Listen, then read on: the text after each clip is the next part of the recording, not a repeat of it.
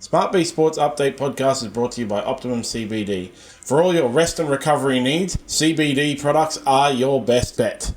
Go to optimumcbd.store to order now. Free delivery on all orders over $99. You must be over 18 to order. I use Optimum CBD products personally for my rest and recovery. I train 6 days a week in Jiu-Jitsu, as you've probably heard on the SmartB Sports Update Podcast. I teach, I train, I compete. And without Optimum CBD products, I wouldn't be able to do it. Optimum CBD for all your rest and recovery needs. You know, we expected 1st of November to be a big news cycle, and we've had a big news cycle. Some of it with the signings, some of it with just other crazy stuff. Yeah. Sort of like there is no off-season anymore. It just keeps going. I don't know why the AFL doesn't learn from it and just keep... release the media, because it keeps your news in your sport in the news. Yeah, that's why they play the AFLW in October and November to keep. Yeah, but who cares about that? It's apparently been shocking. So, but over at the Bulldogs, Josh Addo-Carr got his walking papers. It was the day after our last podcast, I think. Yeah, it was. I think it was Thursday. Yeah, so it was the day before November 1. yeah. So he was given his marching orders. Of course, back in September, he tested positive to cocaine during that roadside drug test, and he had to stand himself down from the Bulldogs finals clash against Manly, that elimination final. So, we all suffer consequences from our actions, and in this case, we've got to remember that, he really hung his teammates out to dry in that finals game by not being available. Again, they lost that game by 2 points. Let's remember that he was their equal top try scorer this year. Equal top try scorer with Jacob Kiraz. I think they both scored 11 tries this year. Addo-Carr played 10 less games than Kiraz. Kiraz played 24 games. Addo-Carr played 14 games. So he was equal top try scorer with someone who played 10 more games than him. That just shows how crucial he was to their attack as an attacking weapon, a try-scoring weapon. And for him to not be available for that game, well, he threw his teammates under the bus. And so the club have reacted and given him his marching orders, and I think good riddance. He is still maintains his innocence, which, it's time to finish up with that. Yeah, seriously. The thing with that all that will happen is, it's not like he can't be signed by another club, so some other club's going to get him and take advantage of the fact that he is a try-scoring machine. It's unfortunate for the Bulldogs, but it's still not it's their culture. The biggest. I was actually talking about it over the weekend with my mate. He loves rugby league, but he just hates all of the nonsense. And he was saying, he asked me why I think he actually ended up getting sacked, and I think it was the fact that he made Phil Gould look like a fool right at the very beginning. Yeah, you're right. If he had just been honest with Phil Gould from the start, well, maybe he would have been inclined to give him another chance. Yeah. But as you say, made Phil Gould look foolish. Yeah, because it was the whole thing where Phil Gould released a press statement saying he hadn't tested positive. It was just an RBT. That was just a standard operating thing that happens to everyone, and it just more and more came out, and you can just imagine Phil Gould sitting there behind his desk in his office, just steam coming out of his ears bit by bit every day, more and more and more as it progressed until the end. He was like, "Nah, this guy's gone." There must have been part of Phil Gould at the time that thought, Josh Addo-Carr obviously went to him and said, "Look, there's nothing to worry about here." But Phil Gould must have walked away from that initial conversation and gone, "Why was he telling me that? Yeah. Why did he need to tell me that? If there was really nothing to see, if it was really a non-issue, well, why did he need to tell me anything?" And I think Phil Gould even asked him at one point, "Look, what are you worried about here?" As if to say, "Look, is there something you're not telling me here?" So while Phil Gould defended him publicly, there must have been part of Phil Gould that went, is there a sort of a... Wow. I think we've had just some alarm go off in the background here. Sounds like a truck. Yeah. So something went off. Sorry, as you were saying. It's all right, it's not the fire alarm, so I think we're okay here. Yeah, I was just saying that there must have been... Phil Gould's obviously an experienced operator. He's been around the game for decades. There must have been part of him that went, look, is there something he's not telling me here? Because he's, as you say, if you or I got pulled over for, a roadside drug test or a breath test and we tested negative, well, I wouldn't need to come in here and tell you that. Yeah. You wouldn't come in and tell me that. Immediately jump on my phone and organise a calendar invite with my boss for tomorrow morning, 9 a.m. I need to have a meeting with you. Yeah. What's this meeting about? I had a roadside drug test that was negative. Okay. Yeah.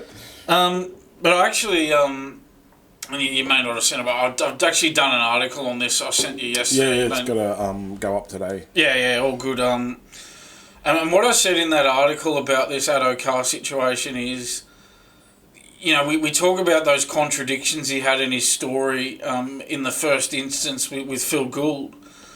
And another contradiction that's come up is apparently Addo-Carr pleaded with Bulldogs officials in that meeting saying, look, I'm going to disassociate myself from these people who are having a negative influence over me. He said, look, I pledge I'm going to hang out with a better crowd. I'm going to obviously cut all ties with these people. And then you go, yeah, but if you're saying you did nothing wrong, then why do you need to cut ties with anyone? So he maintains that he's done nothing wrong and this is all one big misunderstanding.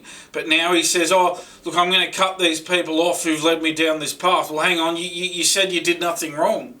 So something doesn't add up there as well. The thing I always say about it is in the past 2 years we've had Valentine Holmes from the North Queensland Cowboys, who is a Queenslander, Brandon Smith from when he was at Melbourne Storm, who is a Kiwis player, Ezra Mann from the Brisbane Broncos, and Josh Addo-Carr from the Bulldogs, who's a New South Welshman, all have a cocaine event.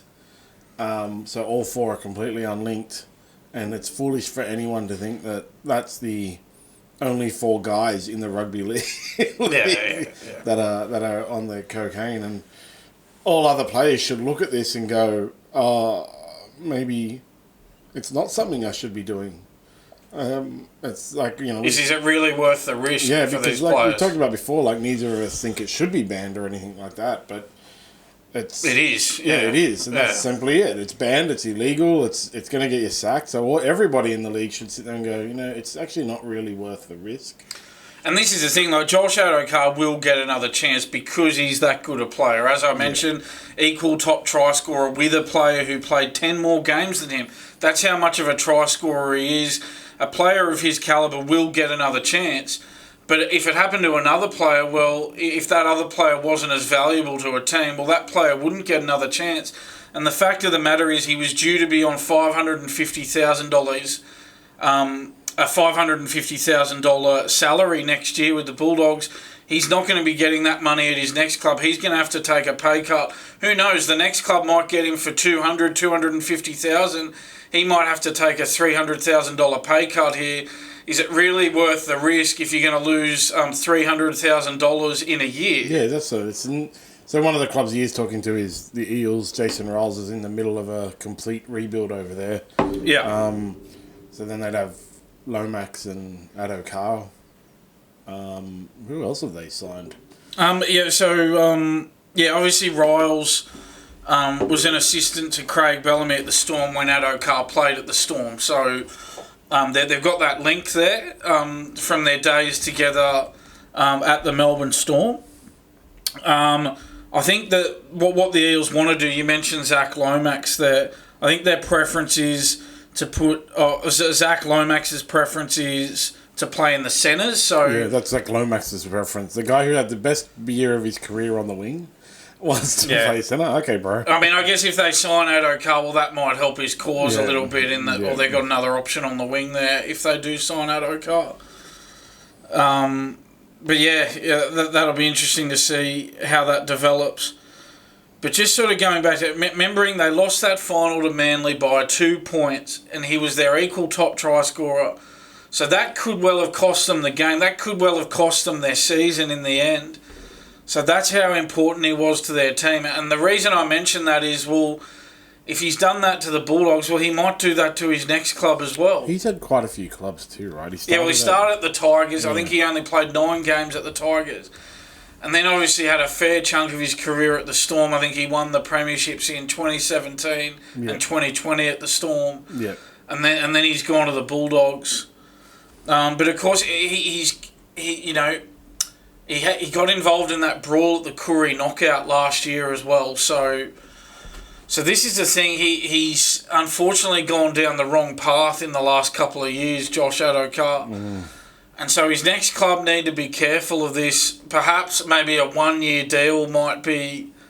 If I was signing him, I'd just sign him to a 1-year deal. And I'd say, let's see how it goes for a year and then we'll reassess at the end of a year. Yeah, I didn't realise he's also only 29. So he's got another, he's a winger, so 4 more years in him. But yeah, it'll be interesting to see how it plays out. Parramatta are interested, holding talks with him. I think the Dragons were interested as well, but I think they've got to move a few things around first. So we'll see how it plays out. I think there's no doubt he will find another club. And I know he had that big PR stunt on the weekend where he was working on that building site. And there just happened to be, people there taking photos of it at the time. Yeah. So I think that was a carefully crafted PR move from his management team. Yeah, it's the news articles acted like he'd taken a labourer's job. Yeah. It's like he's going to be signed by a club pretty soon. I don't think he's going to be a labourer for very long here. It's just he's going to help out his mate. For one day. It's not his new job. Speaking of the Dragons, I don't think he'll go to the Dragons. I actually have heard a few times now that the Roosters are really interested. But Ben Hunt was finally let go. That saga's over. He was told, basically, on your bike, mate, off you go. We don't want you, we don't need you. You obviously don't want to be here. Since then, that was last week while he's in Australian camp, and he's been talking crap about the Dragons while he was there. Since then, him and Flanagan haven't spoken at all. He was let go he was told by the Dragons management to his manager, and his manager told him. Yeah, he didn't even speak to Flanagan in his last conversations with the Dragons. He dealt with the CEO Ryan Webb and the general manager of football Ben Haran. So he didn't even talk to Flanagan towards the end, and he even said in a quote, "I haven't heard from Shane," and I guess that says something about where things are at. Yeah, if I was Shane Flanagan, I wouldn't talk to him either after that whole thing about the leaking of the information from the review. It's dangerous. Seems like a dangerous thing to talk to Ben Hunt as a coach because you don't know what's going to go out to the press. You started to sense towards the end of the season, and I did an article on this last week where I talked about that game towards the back end of the season where Parramatta had that 44-12 lead, and it was one of the most bizarre finishes to a game. The Dragons somehow came back to make it 44-40 and even had a play at the end to win the game.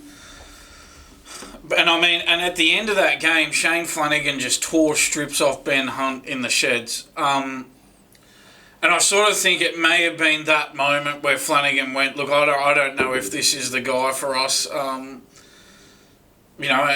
look, you can't blame Flanagan. I mean, that they shouldn't have been in that position anyway. I don't know how they found themselves down 44-12 against a team that played in Spoon Bowl this year when they were going for a top 8 position there.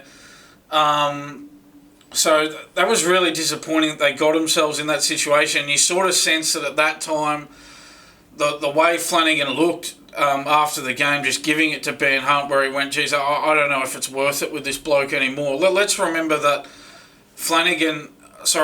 Ben Hunt has only played in one final series in his time at the Dragons, and that was back in 2018.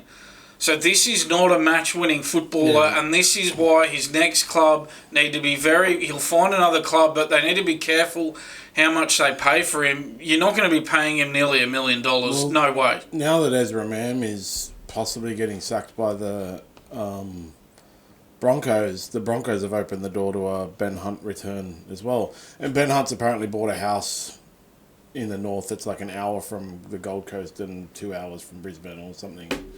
So he's definitely going back to Queensland. It'll be the Titans or now the Broncos. It was going to be the Titans, definitely, because they released, who was it, Shannon?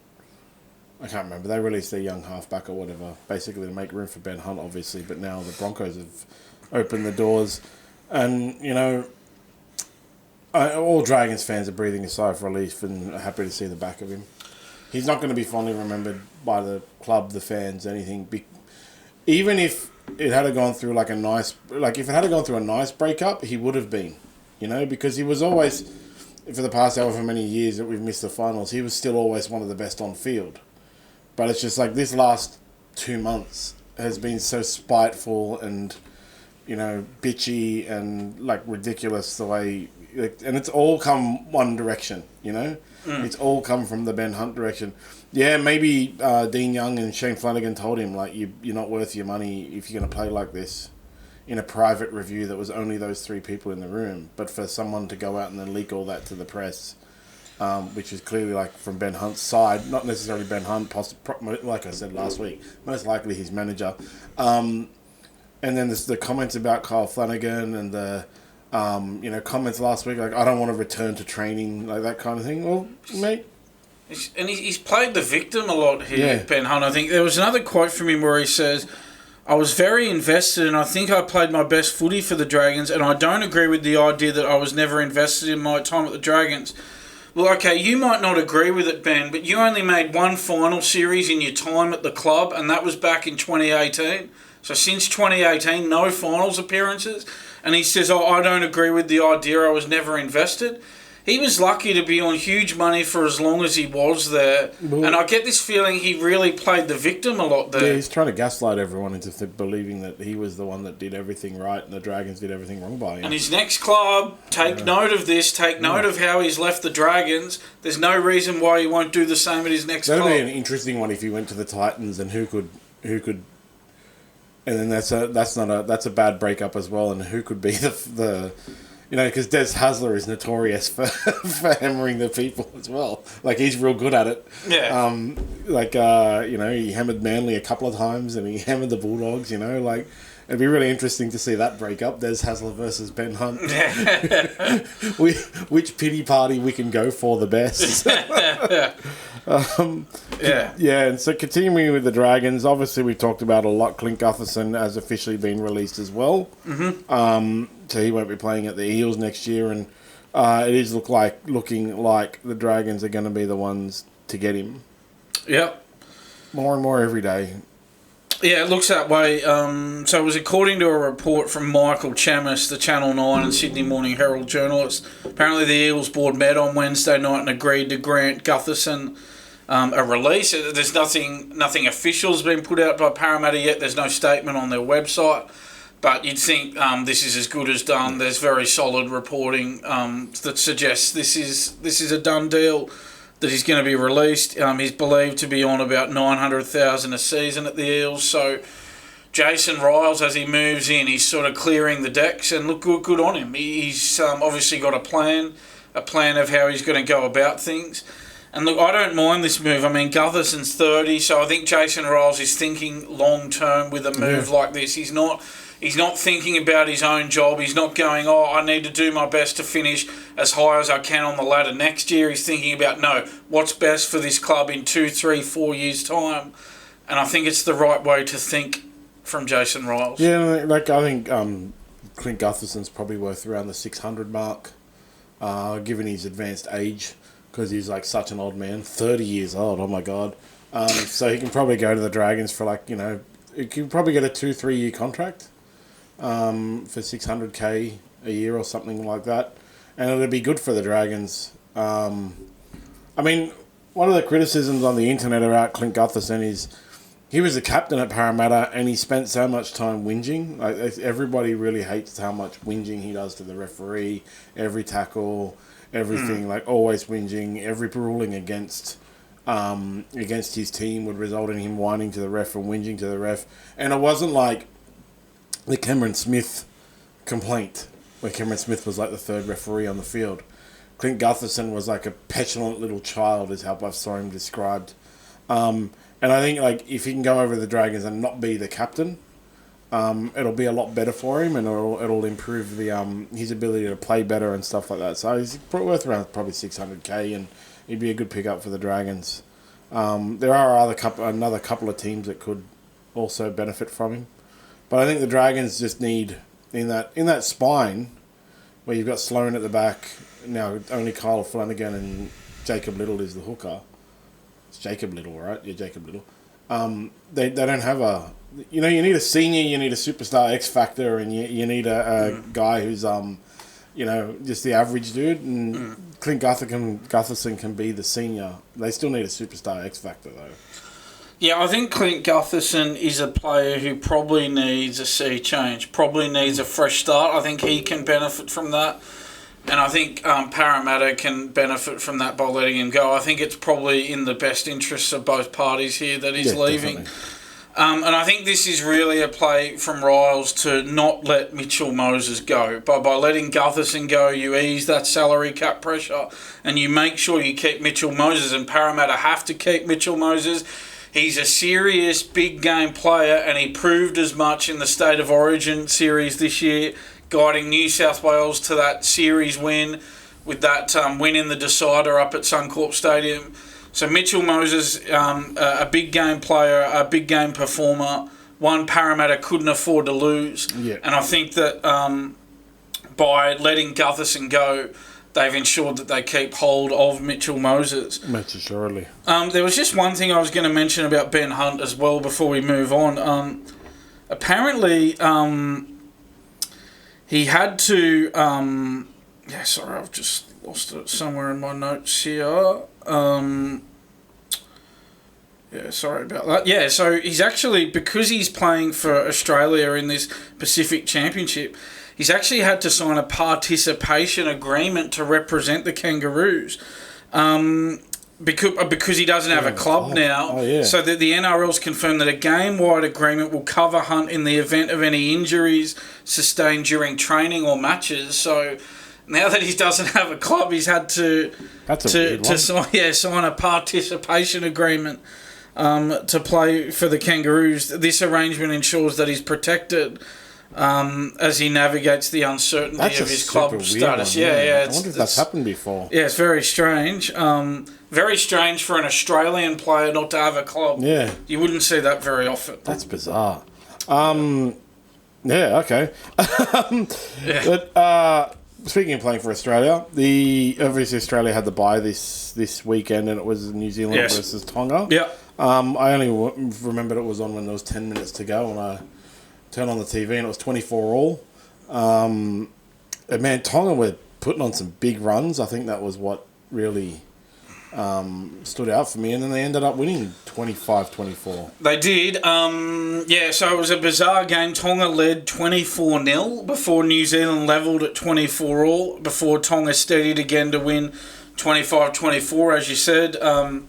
Isaiah Katoa kicking that match-winning field goal in the 75th minute. Thought it was really well done by Tonga to hold their nerve in that situation. Would have been really easy to panic. We led 24-0, had the game won, and then New Zealand came back to level at 24 all. So essentially Tonga had to win the game twice. That's not easy to do mentally. So really well done by Tonga to hold their nerve there. I thought New Zealand's defence was terrible. They let in some very soft tries on their line, some very easy tries scored by Tonga there. So New Zealand would be really disappointed with this outcome, having won the Pacific Championships last year. As we mentioned a number of times, beating Australia 30-0 in that final last year. So now New Zealand are in a promotion relegation battle with PNG at CommBank Stadium on Sunday. So this is a real fall from grace by New Zealand after winning this thing last year. There was one point when Tonga was up 25-24 after the field goal, and then with like 2 minutes to go, one of the Tongan players ran an escort and gave away a penalty at the 42-metre mark, and they went for the conversion, and I was just sitting there going, imagine being that guy and they win. Just imagine. But then they missed, and then the next sort of thing that was really funny was, so they missed and it went out on the full, and all the Tongan players ran up to the ref demanding the ball back, and the commentary was like, they clearly don't know the rules, because if a penalty conversion goes out on the full, then it's a 20-metre line dropout. Yeah. But they were all like demanding the ball back, like running out. No, it's our ball, it's our ball, it's our ball. And the ref was like, guys, do you know the rules? Yeah. You get professional rugby league players and not know the rules? Yeah, I mean, it was a great turnaround by Tonga in attack. They'd only scored 8 points in their previous 3 test matches before that game, and then in that game, they scored 24 in the space of 34 minutes. So on the back of forwards, yeah. Yes. So finally their attack was clicking in this game against New Zealand. It was Tonga's first ever win over New Zealand in Auckland, and just their second ever win over New Zealand overall. Tonga will now face Australia in the Pacific Cup final. The Kiwis, as I said, will play a promotion relegation game against PNG now. I think Australia are going to be much more comfortable playing against Tonga in this game than they would have been playing New Zealand, especially after the way New Zealand thumped them in that final last year. You gotta hope that they don't get too complacent. That's going to be the hardest thing for... Oh, they can't afford to be complacent. After not winning this tournament last year. That's the thing. Australia's had a good tournament so far. If they don't win this game, then it means nothing. Mal Meninga has to win this game to keep his job. If he was lucky to hold on to his job after not winning it last year, if he loses this final, he's gone for sure as Kangaroos coach. Then he might go back to Queensland coach. Billy Slater loses another one. Yeah. So that final, that's at 4 p.m. at Combank Stadium on Sunday, and then the promotion relegation game after that, New Zealand and PNG. So the promotion relegation is after it? Yeah, I can't work that out. That's a weird one to me. So that's at 6:20 p.m. So New Zealand need to win that game to stay in the top grade of the Pacific Championship. If they don't, the cup. It's a big if. Does Stacey Jones keep his job? Because this is his first year as coach, and well, I don't think that he should. I mean, I would have thought in this tournament, New Zealand, the goal for them, I think, obviously they don't have the talent pool that Australia have. So I think a general goal for New Zealand going into these tournaments is to make sure they at least reach the final against Australia and be competitive against Australia. I mean, obviously they want to win, but I think the minimum requirement is make the final against Australia and be competitive. I think if New Zealand don't do that, then they've failed. I think in this tournament they've failed. Yeah.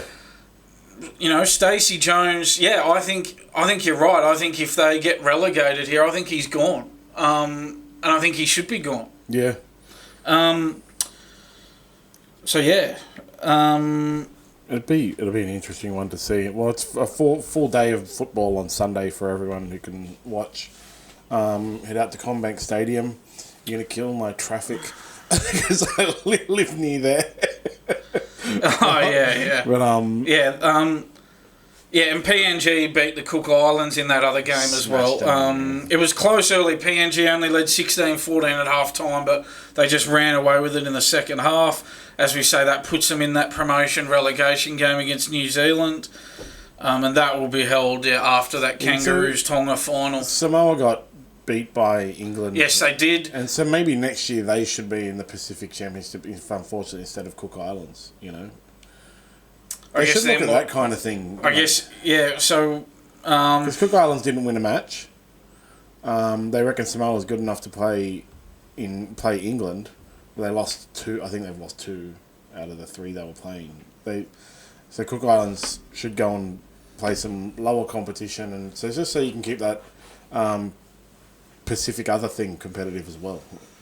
Yeah, I wonder what England are going to do next year then. Well, they can play the Cook Islands. I'm sure they'll smoke the Cook Islands if they beat Samoa, but we should go back to the 4 nations, bring England out, and we'll do 4 nations, and then if they do 4 nations and then a lower one as well, 4 nations and 4 other nations.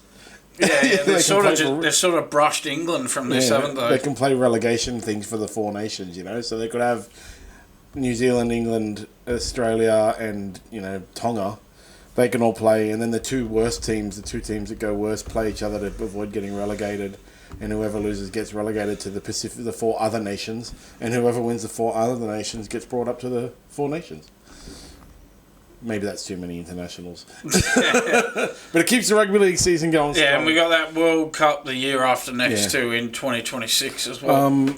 On to Australia. This is just going to keep coming up every single time we have any internationals. Yeah. And every single international game, rugby union, cricket, everything, will have an ex-player come out and complain about some of the Australian players who don't sing the national anthem. In this case, with rugby league, it's Mark Carroll, very upset that some of the Australians aren't singing the national anthem, and the assumption is it's out of protest. But in reality, you know, there was this great Reddit breakdown of this story that I read over the weekend. It's only in recent years that not singing the national anthem has become a form of protest by sports players, like started basically by Colin Kaepernick in the US, right? Mm-hmm. He took a knee during the national anthem to protest systemic racism in the police. Mm-hmm. In America, not in Australia. And then Anthony Mundine jumped in and tried to copy it. Latrell Mitchell and stuff like that. But there was this great breakdown on Reddit I saw that was like a guy who showed as far back as like 1995 opening clips off YouTube of national anthems being sung by multiple countries where a bunch of players weren't singing their national anthem. And before, it was because the assumption was because they're so like drilled into the match that they're just not paying attention. Basically, they're getting their mindset right. But now Mark Carroll is just assuming that every single player who doesn't sing the national anthem is protesting systemic racism in the police force or something like that. Yeah. Look. I mean, I just think. You look at the way the Tongans sing their anthem. You look at the way New Zealanders sing their anthem, and they're obviously a lot more passionate than us. But I just think it's to do with, just in general, the culture in Australia is just being eroded. And I think as the years pass, the decades pass, that just continues to be, our culture continues to be diminished in this country.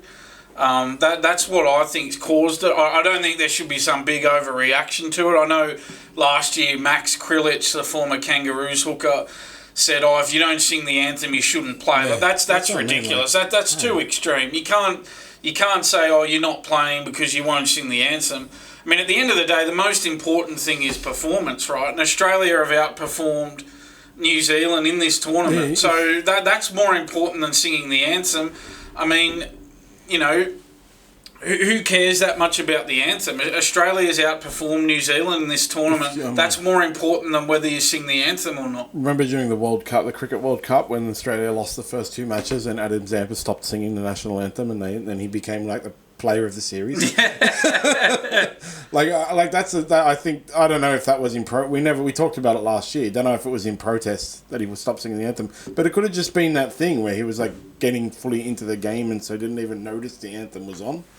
I know people who are like high level, who are competitors in sports who you can talk to them before matches.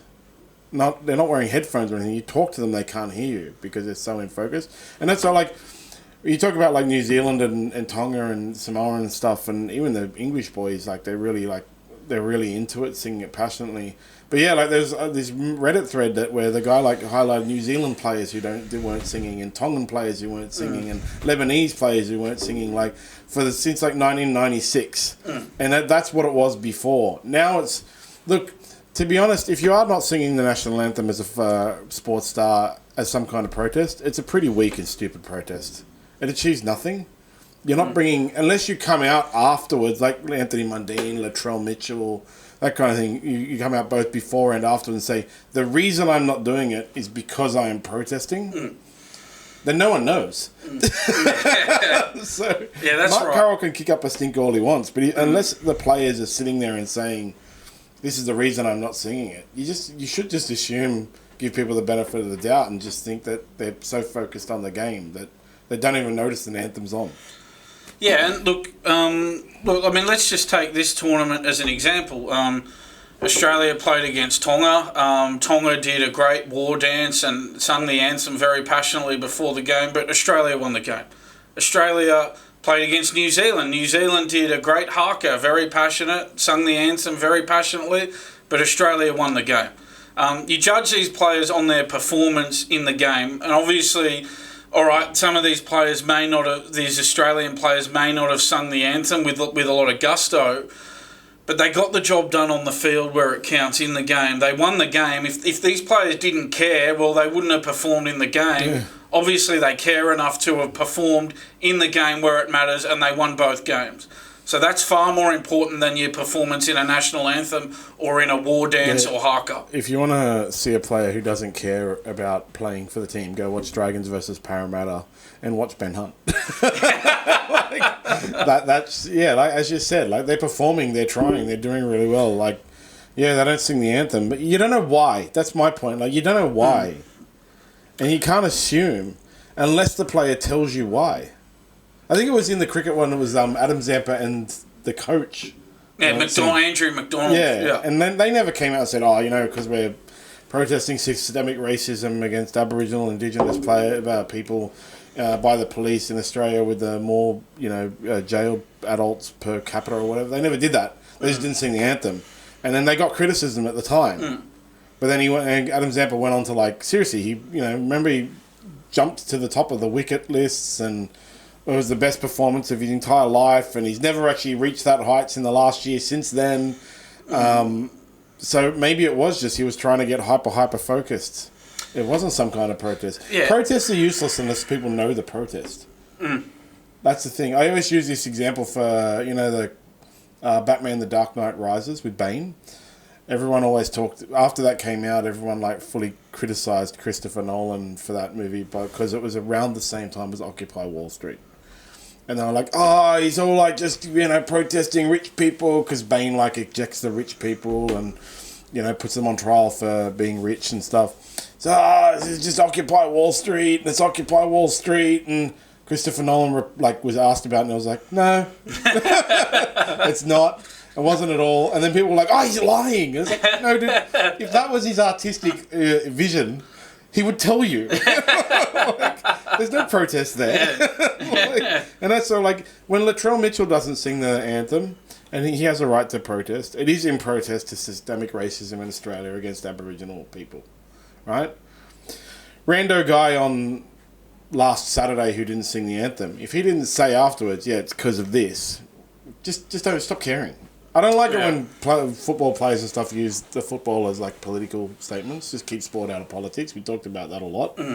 But, just Mark Carroll should just not care. Yeah, and I mean, I don't think this country, we've never had athletes who've sung the anthem loudly. That's just not how we've been. So I wouldn't isolate it to the Australian Rugby League team now. I think that's probably been a problem that Australia's had all the way through, or certainly ever since I can remember. But I certainly think that in 2024, our national pride is not what it was in, say, 1999, for example. You remember 1999 after the Cricket World Cup? I'll never forget it. The Australian cricket team came back from winning the World Cup. The World Cup, I think, was on in England at that time. They came back from that and they literally had a ticker tape parade where there were thousands, tens of thousands lining the streets in Sydney, just over the moon to see these cricketers return. Fast forward to 2023, last year, Pat Cummins gets back from winning the World Cup and maybe, a couple of people waved to him at the airport on the way back. One reporter waved. Yeah. Hi, Pat. How you going? That was all he got. That was the only welcome he got. And I think that, that's only 24 years. That's not that long, relatively speaking. In that short amount of time, that's just how much our culture has just been abandoned in this country. Absolutely. So stop caring, Mark Carroll. Everyone should stop caring. They performed where it mattered. That was in the football game, not in the pre-match ceremony. Yeah, they weren't no Ben Hunt versus Parramatta, so that's fine. On to the Tigers, because we've always got something to talk about with the Tigers. Jarome Luai did an Instagram statement because, as of 1st of November, he was officially a Tiger. Yes. He's obviously over in England with Samoa getting beaten over there, which was really fun. That was I love internet comments. That was the comments that came oh wow, a moth just flew in here. That was one of the internet comments, because he released a statement saying he's going to the Tigers to win, and then people replied bro, can't even win with Samoa.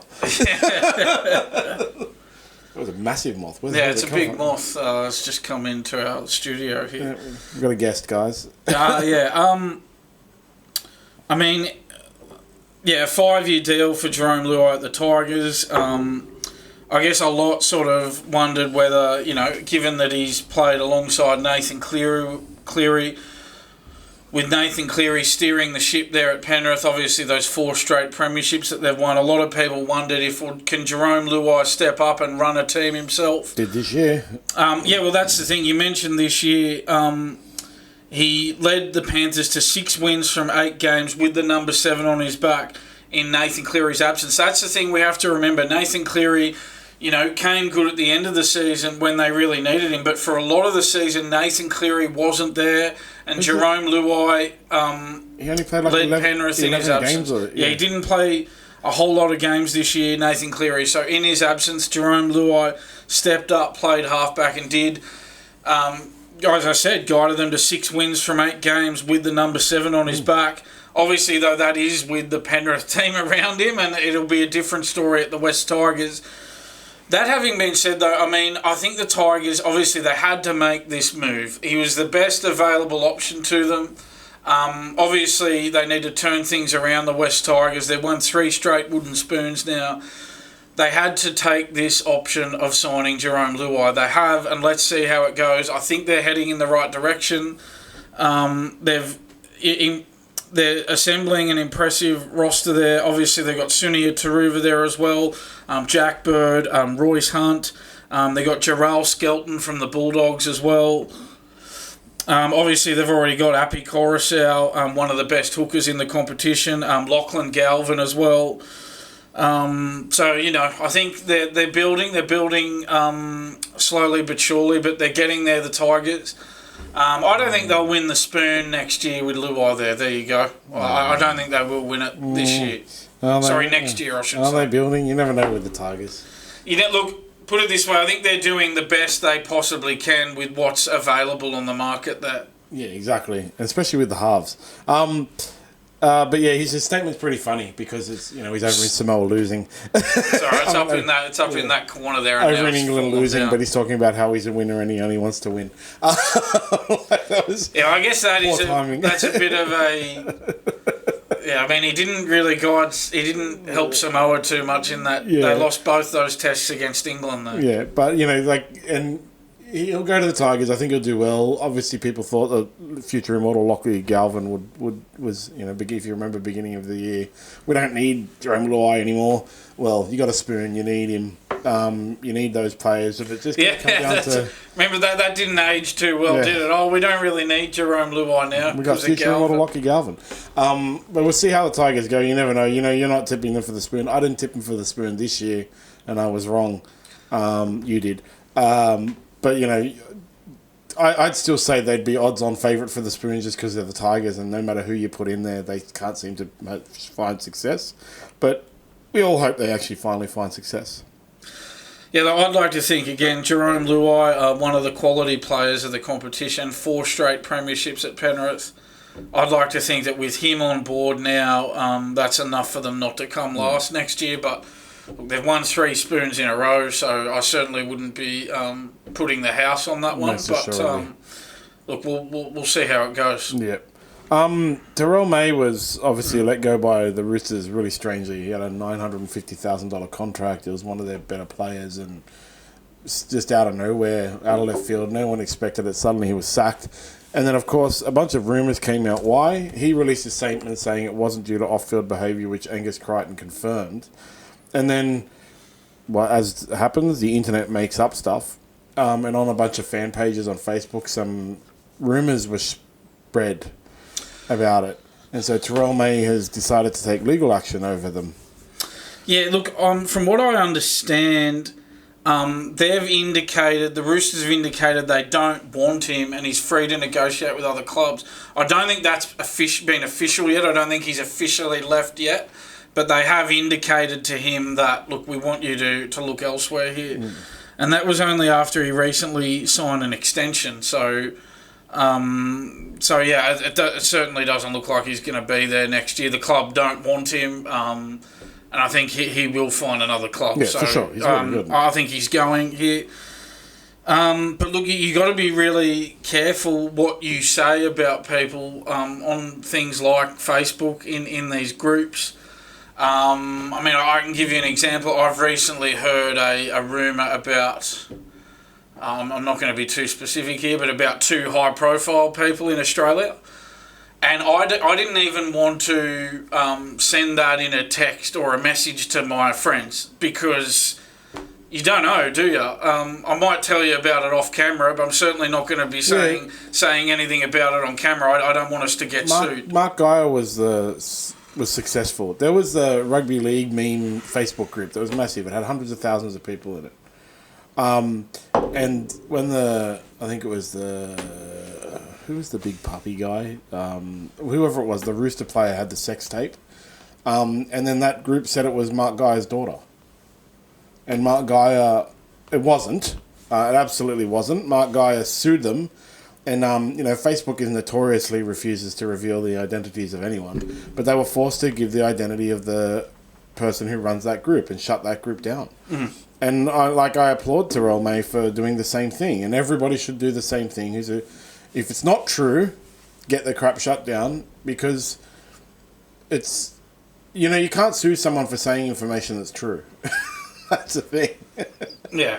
So he should be against legal action, and people in these stupid Facebook groups and all that. I talk about it all the time. I get all these funny things from TikTok, but I always label them as conspiracy theories and nonsense. Nothing you see on social media is true until it's actually true. That's the way you have to see it. Like, you see this stuff on social media, you start telling all your mates and things like that. You until it's actually true, you shouldn't. It's just garbage, and these things should just disappear into the ether and never come back up. I don't know what the rumor was. It's really funny because on Reddit and stuff like that, people when they release it, people are like, "What was the rumor?" And then you can see like the next comment is deleted by mod. So someone said this was the rumor, and the mod just went, "Nope." Yeah. Let's not repeat that in here, boys. Yeah. There was speculation that there were off-field issues while others falsely implicated May's teammate and his partner. So this false information's been out there about Terrell May. Very unsavoury. Yeah. It seems like there's a few teams on the hunt for prop forwards. Your Dragons, my Bulldogs, obviously the West Tigers. He's going to find another club here. I'll point out that he did sign that. I don't like saying extension because there's no such thing as a contract extension. He signed a new 2-year deal earlier this year worth $950,000 before playing all 27 games this season. So a bit of a shock that he's been told by the Roosters he was free to find another club. He's represented Samoa in that 2-test series against England over there. So he's going to have to come back and work through his future. It's been reported by the Sydney Morning Herald that the reason is that, quote, the Roosters feel May doesn't fit the direction in which the club is heading. So there you go. That's why it's not these stupid false rumours that have been floating around. But I guess we talked about the Roosters' poor record against the 2 powerhouse clubs, the Panthers and the Storm. And, they've got to have a look at themselves and have a look at, why is this happening? And it seems like they've done that, and maybe they've identified Terrell May as being a player that they're not getting full value out of in the salary cap, and they've chosen to allow him to negotiate with other clubs. Well, I've heard, not from the Bulldogs, but from some people, that he's most likely going to the Bulldogs. That's his preference, and the Bulldogs need a forward. They need forward. They do, yeah. They were short on front rowers this year. And so he'd be a good pickup for them. Yeah, 100%.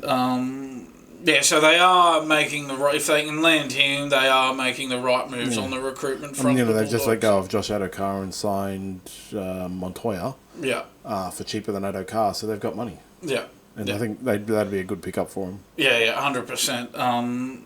Phil Gould...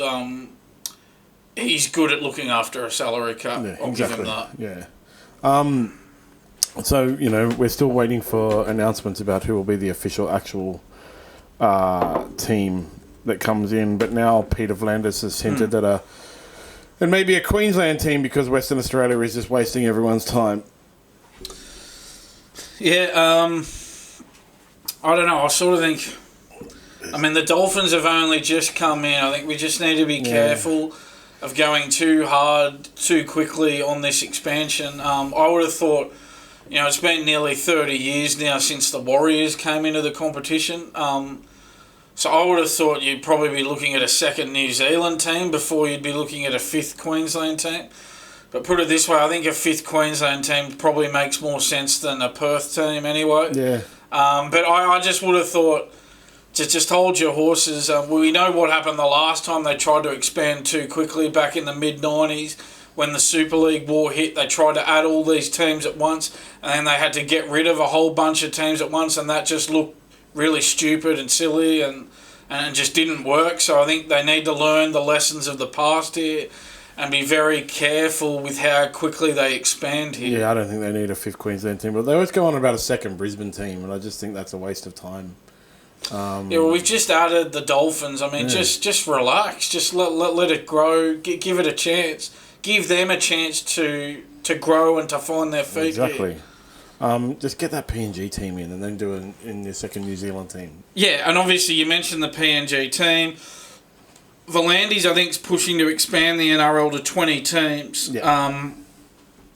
And I guess if he can get to 20 teams, it could signal a shorter season. So if they can get to 20, then maybe they'd be looking at, well, if 19 rounds, that means everybody plays against everybody once if you get to 20 teams. So I think that'd be a good move. Yeah, if they're going to do that, they still need to keep the length. So the way I understand sports deals, based solely on my understanding of the UFC one, is it's usually based on a number of events. Like a lot of people are like, because they'll have a shorter season than networks will pay them less, but it's more about the number of events over the length of the events, so they'll obviously they have to keep the same amount of games, but I would still prefer them, if they have only 19 rounds, that'd be really great. We can then have you can choose a break for Origin, and then you can play all those others, like some internationals, lesser internationals at that same time, or put it to the end of the season, so you still have March till October, Yeah, I mean, I even think, you might remember back in February, you and I were talking about, why hasn't the footy started yet? Why hasn't it started yet? The Australian Open tennis finishes at the end of January, and then the week after that, immediately after that, everybody in the NRL and the NRL and AFL fans are saying, where's the footy? Can we have the footy now? Can the footy start in February? That's what we're all sitting there waiting for. And I think, the NRL and the AFL, I think, need to be sort of wise to that here. I think the gap between the NRL and the AFL and cricket, it seems to be widening every year. We had, obviously we're going to get to it in a little bit, but the first ODI last night between Australia and Pakistan at the MCG, we only had 25,000 people there in the crowd in a 100,000 seat stadium. It didn't look very good, I've got to say. So I think the NRL and the AFL need to sort of wake up a little bit here and go, look, we've got cricket on the ropes here. We really should, sort of go on with this a bit. And do we need to move into February? Do we need to move into October and November as well? I certainly think the NRL and the AFL should be starting the week after the Australian Open tennis finishes. Yeah, because they could do that, and then, like I said, they could do after the end of the season. We have State of Origin. And during that internationals. During State of Origin, you can do other things like you can have other states of origins, like North Queensland versus South Queensland picked from players that aren't in the Queensland team. Country New South Wales versus City New South Wales from players that aren't picked in the New South Wales team. North New Zealand Island versus South New Zealand Island, like that kind of thing, and get quite a few games in there. And then then move into internationals and so all of that kind of a State of Origin style type things give you if you have an injury in Origin, you can take someone from City Country. If you have an injury for Queensland, you can take someone from North Queensland versus South Queensland, and then it gives all those players continued games to then move into the internationals, and then you can have more internationals like Four Nations and things like that, and they can have more events with a shorter regular season, and keep a lot of the players playing as well.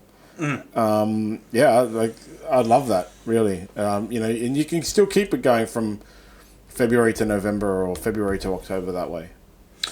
Yeah, and I mean, Clint Newton from the RLPA is saying, he wants a shorter season in order to care for the players. Look, they're well paid. Their job is to play football here. I mean, bricklayers, they bend their back every day. They don't get 2 months off at the end of the year every year, and they're not paid anywhere near what first-grade footballers are paid. I want a shorter season too for my work. I'm going to approach my boss and say... Their job's to play football. Now that you earn more money, I'd like to work less. No, it's not how it works. I don't really like the... I always say there's like a toughness of the sport is determined by how many times you can play per year, right?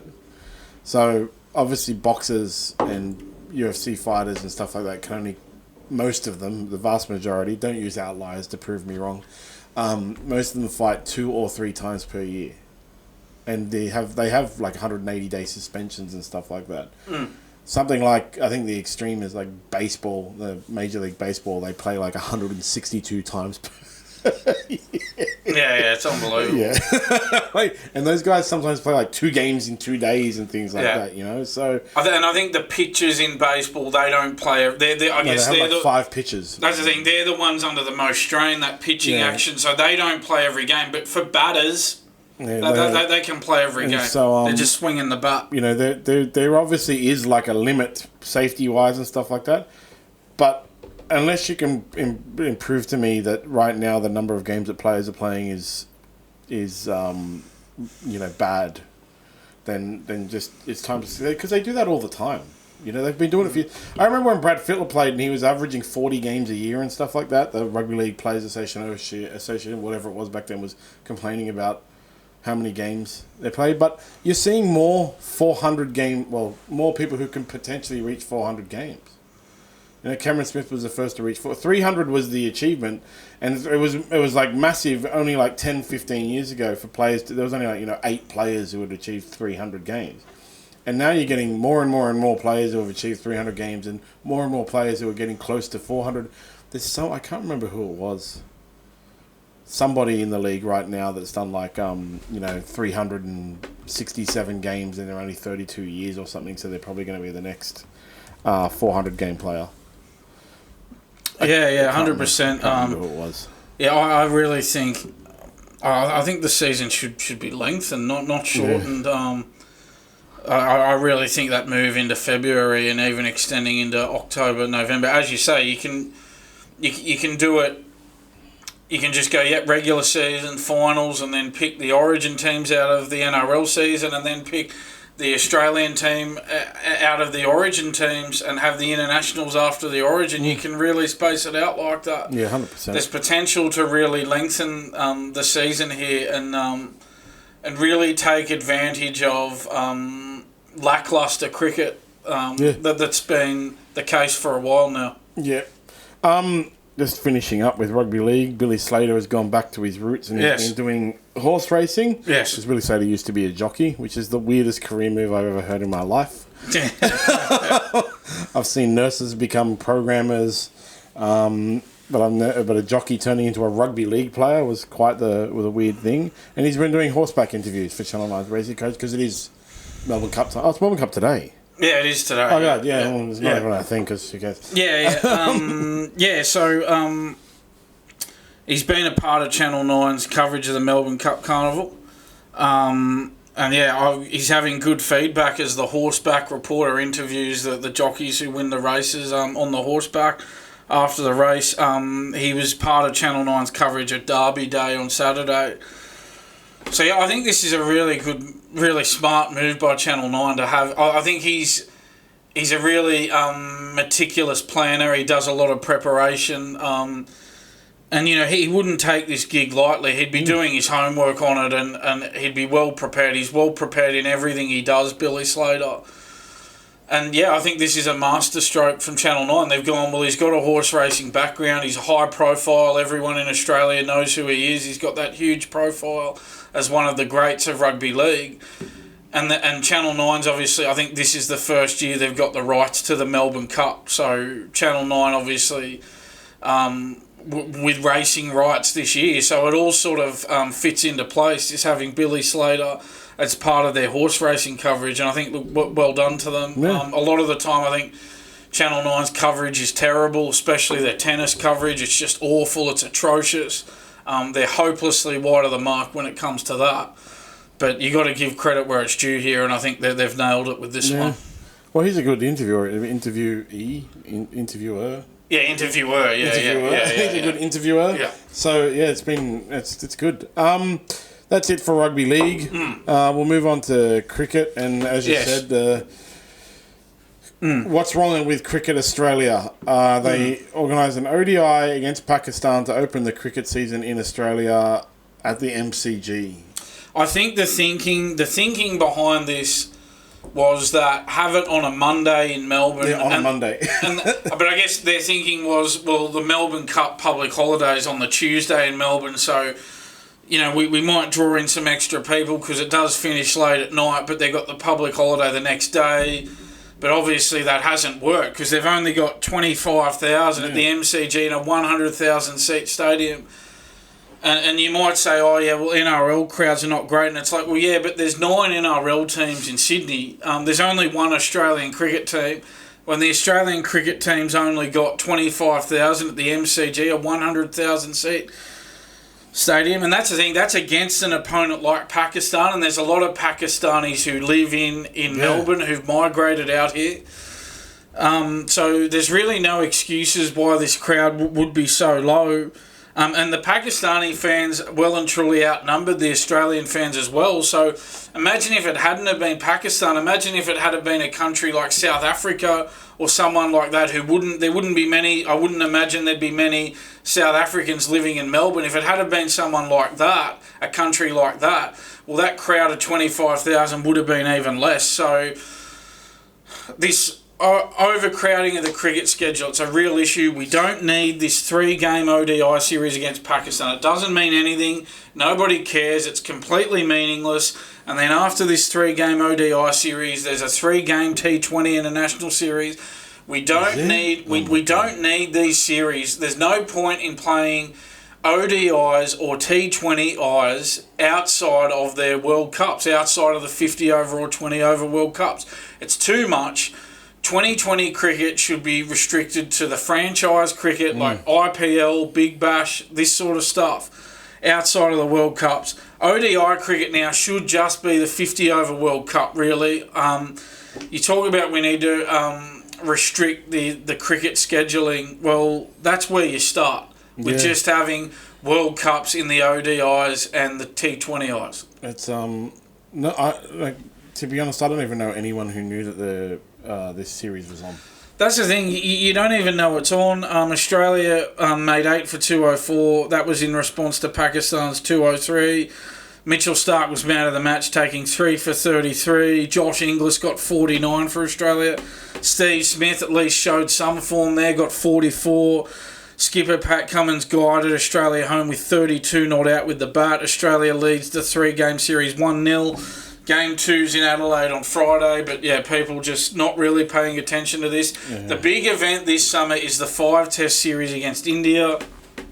Look, unfortunately, India are not in great form coming into it, so I don't know what sort of shape they're going to be in and what sort of fight they're going to put up. I know they've won their last 2 series out here, but India were in much better form at that time than what they are now. They've come into it, and maybe this is a segue for us. Yeah, they've come into it being whitewashed by New Zealand in that home test series 3-0. Yeah, funny thing about this, right? So if you remember last year after the Pacific Championship, I had the New Zealanders on my social media all talking up how New Zealand is now the best rugby league team in the world. And I said to all of them, like, what are you going to say next year if they lose?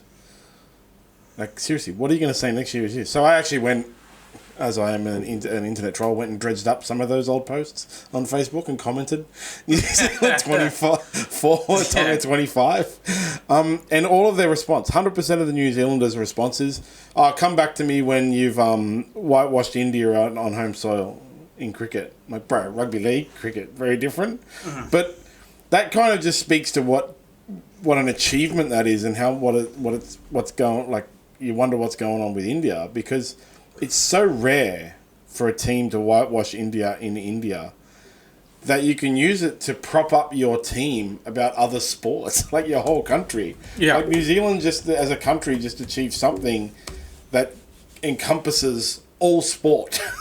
They beat India in cricket. Yeah. In India, not just beat them once, which was a miracle when it happened when they beat them once. They whitewashed them 3-0. Yeah. Yeah, just extraordinary. New Zealand, it was a thrilling finish in that third test, actually. New Zealand just getting home by 25 runs. It's the first instance of India being whitewashed at home in a test series of 3 or more matches. It's unbelievable. The only times they've been blanked in a test series at home before, 2-0 by South Africa in 2000 and 1-0 by England in 1980. So, yeah, there you go. That's crazy. Quite extraordinary. It's the first instance of India losing 3 tests in a series at home since 1983. India suffered 3 defeats in longer series 5 times between 1958 and 1980. But the first instance of India being whitewashed at home in a test series of 3 or more matches. So, quite extraordinary. Unbelievable. It's just staggering. Yeah, so now India's going to come to Australia. But it's good for us because hopefully we can win.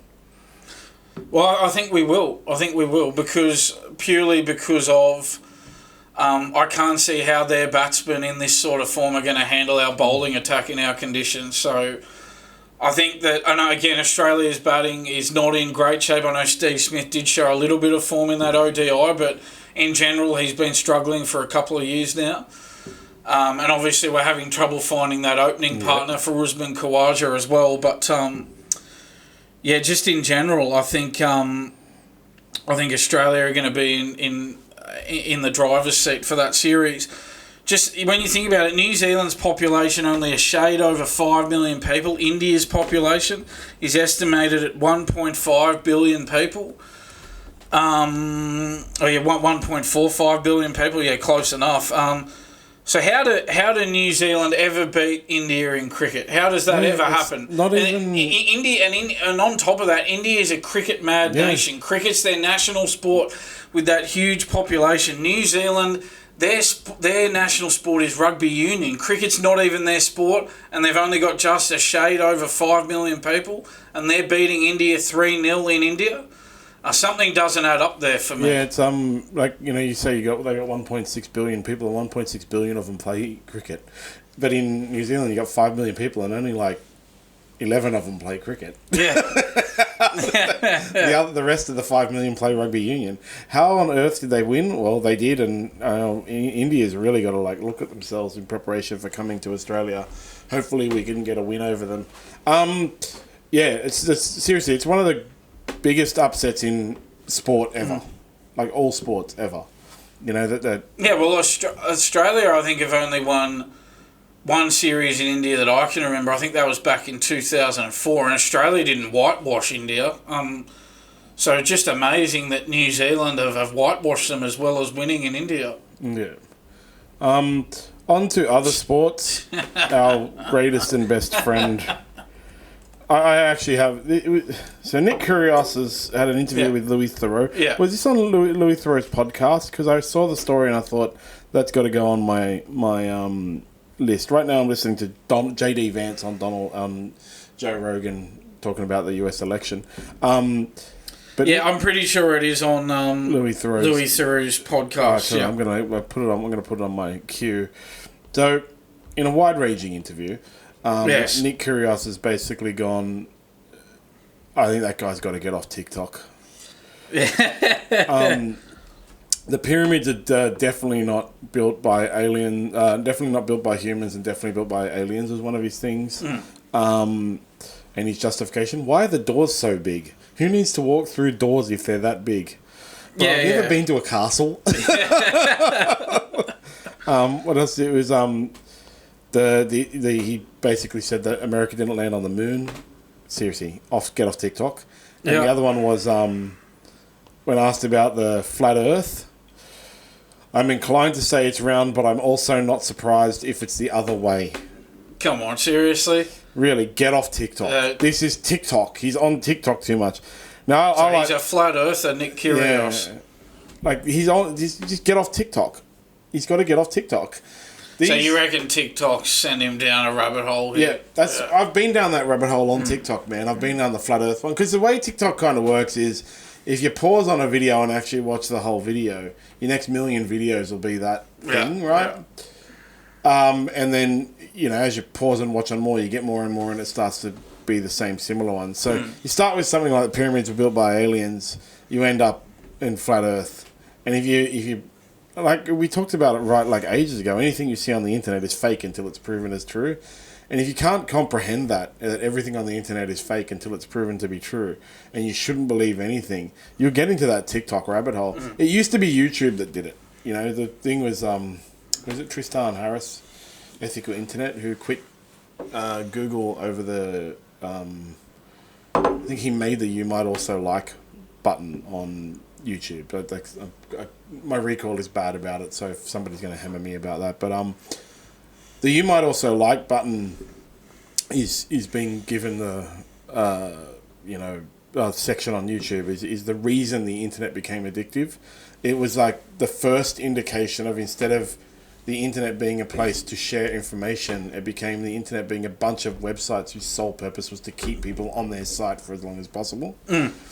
And they've done experiments on that where it's like new mother, expecting mother asking, when should I start feeding my baby? And it's like 4 clicks to contrails. And contrails used to be the gateway drug for conspiracy theories, and then you end up in the moon landing is fake. Now it's the pyramids are built by aliens, and that's all thanks to like Joe Rogan and Graham Hancock. And you watch those things like that, people really need to understand, like, I have this conversation about Graham Hancock. It's great entertainment. I love Ancient Apocalypse, the TV show that he's got. I love whatever podcast he's on, I listen to. But you have to get to this point where you realise, and he even says it, like, I'm not stating facts. I just float these theories that no one will explain. But in what, I think the best example of it is one of the podcasts I was listening to. He's talking about it, seems really convincing, telling you how Quetzalcoatl was like featured all over the world, and the snake guy coming in riding serpents into the ocean, and sharing knowledge with everyone. All over the world, randomly unconnected civilizations, and all this kind of thing. And then he gets to, and with the building of the pyramids, we just don't know how to do that. We don't know if they had some kind of sound-based cranes that used vibration technologies, or they could have even had telekinesis powers. And it's like, zip, you lost me, bro. Are you sure you're going to listen to this Louis Theroux? I'm definitely, because I follow the thing of I don't believe it because it's not been proven. Oh, well, you might discover something else in there that we haven't picked up on that's interesting out of these reports on it. One thing I was going to point out was Nick Kyrgios actually last played in a tennis match in June of 2023. I think it might have been August last year when we started this podcast. Yep. So since we've started this podcast, we've talked about Nick Kyrgios that many times. We've talked about everything else other than him playing in a tennis match. So it might be nice this summer when he supposedly is going to come back. We might actually be able to talk about Nick Kyrgios playing tennis as opposed to everything else under the sun. I'd like to see if he can get out of the opening round of the Australian Open. Who would know? Yeah. It's all going to depend on, obviously it depends on his preparation and how seriously he's taking it. It's also going to depend, obviously, on who his opponent is as well. He's going to need some luck with a draw. But finally we might actually be able to talk about Nick Kyrgios playing tennis this summer as opposed to everything else. Flat Earth theory, the pyramids of Giza, the moon landing, feuds with Bernard Tomic on social media and everyone else on social media. It's just one circus act after another with him. Yeah, and meanwhile, AFL Yes. has a negative story. Surprisingly, it was able to get out. Yes. That one is it a first grade umpire? Yeah, he is an AFL umpire. Lee Howson. He's been suspended from the opening game of the 2025 season, and here we go again. Will be forced to undergo, I quote, education work, if you can believe that. What a load of PC rubbish. All he did was dress up as Osama bin Laden at an end-of-season official function. And the theme had characters from the 2000s. All right, Osama bin Laden's a bad character from the 2000s, but he is a character of the 2000s. Somebody just going along to a dress-up party, going along with the theme, and he gets a suspension from the AFL, and he has to undergo education work. What a load of PC rubbish. At the end of the day, we're going to ban dress-up parties because everybody will wear something that will offend somebody. Well, that's the thing. What's the point in having a dress-up party if you can't be a bit edgy, a bit controversial about it? What's the point of having a dress-up party if you can't dress up? Yeah, that's right. That's Like, right. there's Why a- have the dress-up parties anymore? It has infiltrated things like even down as far as like children in Halloween and stuff like that, right? Like, there's things like it's considered faux pas if a Caucasian child dresses up as Black Panther. Because Black Panther is owned by the African American community, you know, things like that. You know, it's just nonsense. It's all nonsense. Anyone can dress up as anything. You know, you're not allowed to dress up as cowboys and Indians anymore, because of whatever reason. You're not allowed to dress up as anything because someone will be offended. So we're going to see the end of dress up parties. Doesn't matter what you dress up as, you're going to offend somebody. Well, my son dresses up as like a police character every second year in a row. He dresses up as a police character from Fortnite. But given the hatred for police, somebody's going to go, why do you? I'm sure someone's going to go to me, why do you let him dress up as a copper? You know, I'm sure of it. But, you know, it's like, just, dude, that's what dress-ups is for. You play dress-ups. And it says here that he's going to have to address the entire AFL umpiring cohort as part of his education work when the group returns for pre-season training. What a load of nonsense. And then this AFL umpiring boss, Stephen McBurney, says Lee understands the inappropriate nature of his costume. He has reflected on that choice. On that choice, what? He's not Ezra Mam. He hasn't, driven on the other side of the road and crashed into someone and failed a roadside drug test. What's his suspension time? It's just one game, but like seriously, a one-game suspension for that? Oh my god! Honestly, so stupid. And he says that Howson was quoted as saying, "I am sorry, I made an error of judgment. I never intended to offend anyone." Who's sitting there getting offended by this? Who sits there and goes, "Oh my God, you dressed up as Osama bin Laden. I'm so offended by that." These people don't exist. Nobody's offended by this. People on TikTok. Honestly, like, who can you dress up as? Like, maybe somebody can publish a list. These are the things you're allowed to dress up as now. And we can all take a vote, and it's going to end up being, what's the TV show Community? They're trying to make a non-offensive mascot for the teams, and it ends up being like the non-gender specific human being. And it's just a guy dressed up in a grey jumpsuit. That's what we can all be. We can all dress up at our dress-up parties as non-gender specific human beings. That won't offend anyone. Seriously, man, like, it's just ridiculous. Yeah, but it comes after those sanctions handed down to those GWS players who did the same thing, just dressed up at a dress-up party and got all these suspensions and sanctions handed down. No dressing up. And then we always like to get some news on Jason Kelce and Taylor Swift. It's usually Travis, yeah. Usually Travis, yeah. Because he's had a run-in with a fan, I don't know what you'd call it, a person, a non-gender specific human being, because and smashed his phone. So what happened was a passerby can be heard asking Jason Kelce, and I quote, "How does it feel that your brother is a F dating Taylor Swift?" And it's a homophobic slur, so you can work out what word is being used. I'm not going to use it on here. So what he did, Kelce turned towards the man who was filming the interaction, takes the man's phone out of his hands, and just smashes it into the pavement. If you look at the video, it's quite a lively sort of video. He just grabs the bloke's phone out of his hand and smashes it into the ground. And then he picks up the phone and walks away. Kelce.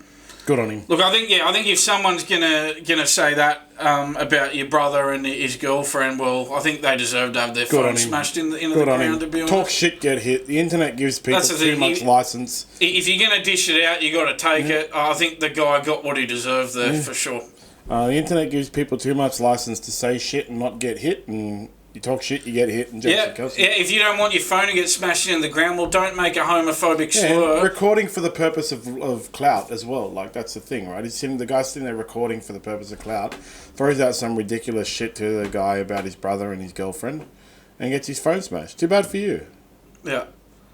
Yeah. Learn your lesson from it. Don't go... abusing people in public like that and expect nothing to happen to you. Now that guy's going to run on the internet and do the same kind of nonsense because that's what the internet allows. Yes. And, we discussed it last week that we would have a breakdown or a discussion over the US election, which is tomorrow. Yes. Odds affirming. D-Trump is obviously still the favourite, although... I guess we won't say what the odds are, will we? We'll get in trouble. Yep. What's the phrase? But the Democrats will probably steal the election. Yeah, I'll tell you what I found interesting. I don't know if you came across it. I came across, and I don't watch the project, obviously. It's a load of rubbish to me. I don't watch it. So Bob Geldof was on the project, and he said... Trump didn't do any damage last time because COVID neutralised him. What? COVID only happened in the last year of his presidency. Yeah. COVID wasn't there in the first 3 years of Trump's presidency. He had 3 COVID-free years before that. So I think that's a nonsense theory. It doesn't make sense. And I think a lot of the problem with the left is they go too far with their hatred of Trump. They start distorting history and they make out like having Trump as president is going to be so much worse than what it actually would be. And I think that's one big problem with the left here. Yeah, 100%. They're just trying to gaslight and rewrite history. And like I said, I'm listening to J.D. Vance on the Joe Rogan podcast. Right now in society, if you aren't 100% into the left ideology of gender affirming, censorship and pro-war, which is so weird, mass censorship of people who don't agree with you and making sure that we have wars going around in the Ukraine, then you're right-wing. Like, that's it, you're just right-wing. But, you have people who are pro-choice who are being labelled as right-wing. What are they called? Non-traditional family values, homosexual marriage and stuff like that, being labelled as right-wing. J.D. Vance, actually, one of the things he says in that Rogan podcast is what has happened is the left have stopped attacking policies and just started attacking people, which is something that the right wing used to do. But what the right wing is trying to do is Donald Trump, not with him because he just attacks people as like a comedian. The right wing guys are trying to attack the policies and say, we have a policy for this. What is your policy? And when the left doesn't have a response, they say, look, you don't have a policy for it. Closing the border. Big things in America right now are the border. They have an open border. Economic recovery, way too much debt and all that kind of thing. Lack of jobs. Whereas the left is just they attack the people.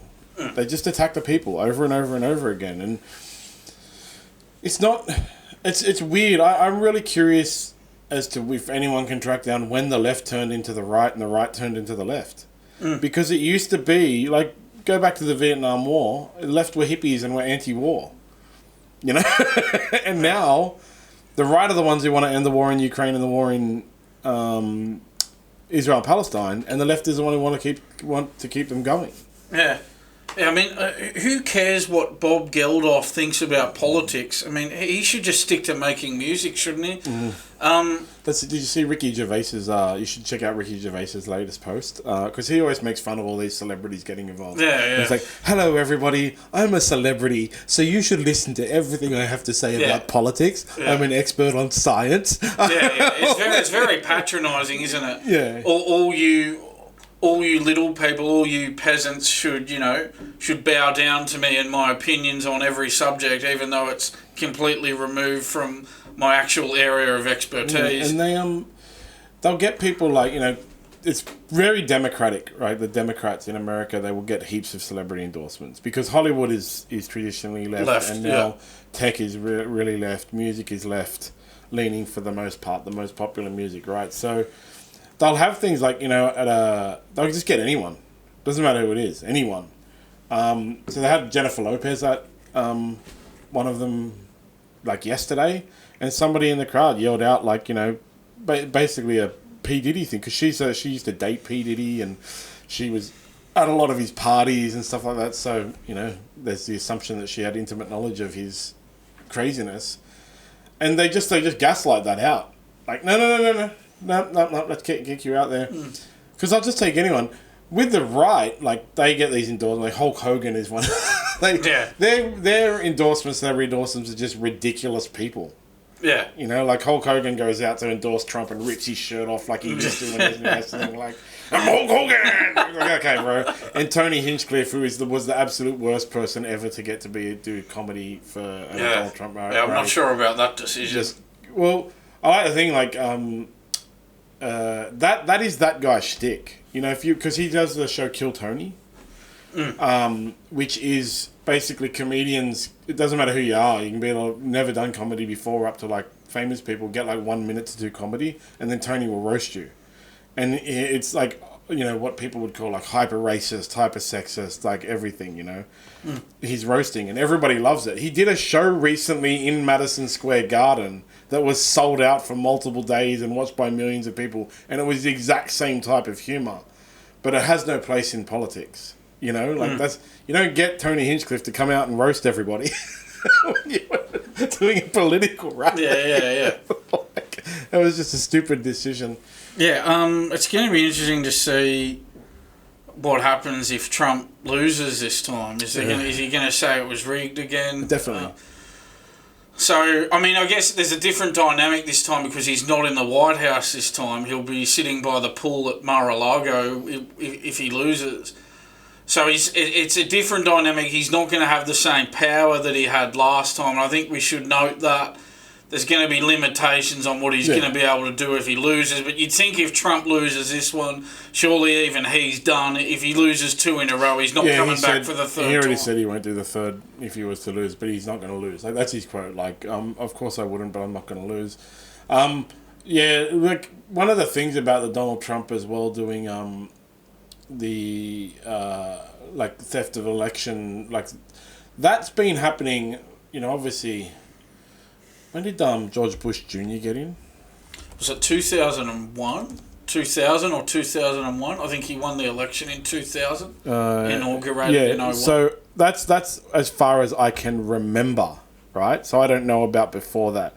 But anecdotally and personally, since then, no matter who wins the election, the other side has said that it was stolen and they cheated.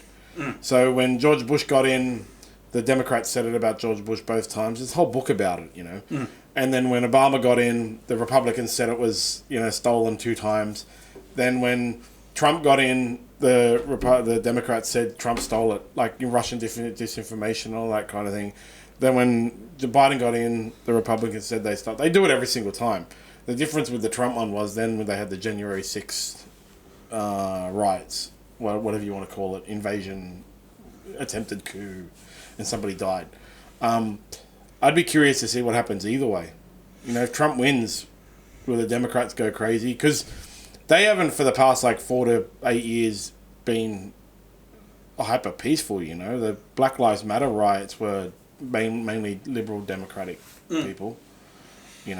Either way, it's going to be a dramatic conclusion. If Trump wins, the left will obviously go nuts about that. They won't be able to deal with that. And if Trump loses, well, he's going to say it was rigged again. And well, we don't know. Will there be more protests? Obviously, we had that January 6th riot last time, which was just terrible. Yeah. So yeah, it's going to be very interesting whichever way it goes. And they're gonna they've come out with the same playbook now. Just last 2 weeks, again, Donald Trump is a Russian agent, JD Vance is a Russian agent, Tulsi Gabbard is a Russian agent, RFK Jr. is a Russian agent. They all cheat on their wives. They're all sexist. They're all that kind of thing. Same playbook. But the Republicans do the same thing to the Democrats. It's this thing that, because people have such short memories, they don't remember 4 years ago where it was the same thing. But the main thing that I really worry about is I think is horrific is the tech companies' influence on it. Tech companies need to start. I appreciate that historically newspapers didn't endorse candidates, right? And then all of a sudden, I can't remember when I was reading about it, but it was like the 90s or the 2000s. Newspapers started endorsing candidates, and Jeff Bezos bought the Washington Post mainly to control the media. Again, tech company. And he refused to let the Washington Post endorse anyone. They were going to endorse Kamala Harris, and he refused to let them. He said, no, as a newspaper, we're a newspaper, we're not endorsing anyone. That's it, right? But, of course, it came out and was all over the news and all over social media how Jeff Bezos is a bad person and he prevented them from endorsing the correct candidate and he doesn't let them run the news, how the news is supposed to be run, the news should be independent and all this stuff. Bro, if you're going to endorse a political party candidate, you're not independent. You're not partisan. Yeah, that's right.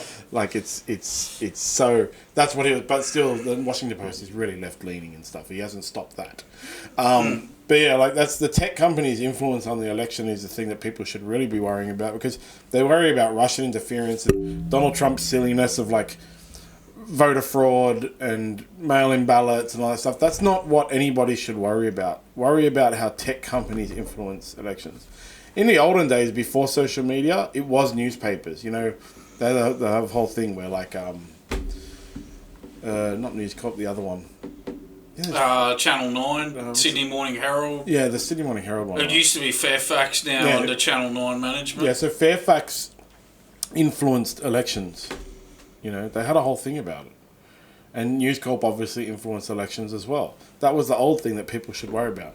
Media shouldn't influence elections. Now you have social media, which is way more powerful, and they're influencing elections intentionally. There was leaked meeting minutes in which after Donald Trump won the election the first time, Google management had a big meeting and said, we can't let that happen again. Well, actually, it's not your job. Yeah. That's the problem. Media organisations, they have their leanings and that they push for candidates, and that's everywhere in the world, not just in America. Yeah, it happens here, happens in the UK. That's just life. They've got vested interests for whatever reason that they push. Or they push the candidate who's going to serve their best interests. Yeah, absolutely. That's just the way it is. And I think that's what people should worry more about over Russian or voter fraud or all that kind of thing. Worry about what the social media people do with their ethereal content. Because if you search for something on Google and then you search again, your previous search results have disappeared. No one will ever see them again. That's how Google works. Same as Facebook walls. Refresh your wall. Newsfeed, whatever it's called, Twitter, Instagram, you refresh it, and that thing is never seen again. Yeah. Right? You can never duplicate the same one. So what happened there, what was influencing you on that one, the first one, will never be seen by anyone, so there's no evidence that it ever existed. So tech companies can use what they call ethereal content to influence opinions. So you go to Instagram, or you go to Facebook, or you go to Google, or you go to Twitter, any of them, Elon Musk does it too, and you search for something, and whatever leaning the platform is, it will give you Kamala Harris good, Donald Trump bad, or Donald Trump good, Kamala Harris bad. Then you say oh my God, look how influenced it is. You refresh, and it's back to normal, and you're it's doing neither. And you're oh, maybe it wasn't doing it. And tomorrow you're on there again, it's doing it to you again. They're doing that through subtle manipulation. Yeah. And I sound like a crazy TikTok conspiracy theorist, but it's been proven by many, many people that this is what they do. All these big tech companies. Like I said, Twitter does it. The Truth Social, which is owned by Donald Trump, does it too. All of them do it. They all copy each other. And that's what everyone should worry about. Yeah. Vote based on policies, not based on what the other party says about the policies.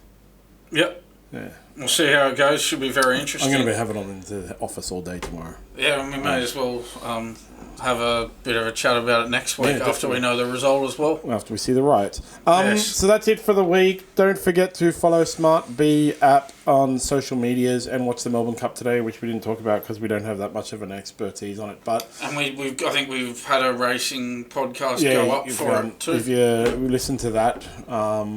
And then don't forget to buy from Optimum CBD for all your rest and recovery. You must be over 18 to order, and free delivery on orders over $99. And we'll see you all next week with either Donald Trump or Kamala Harris as president of the world. Thanks, John. See you next week. It'll be interesting. Definitely.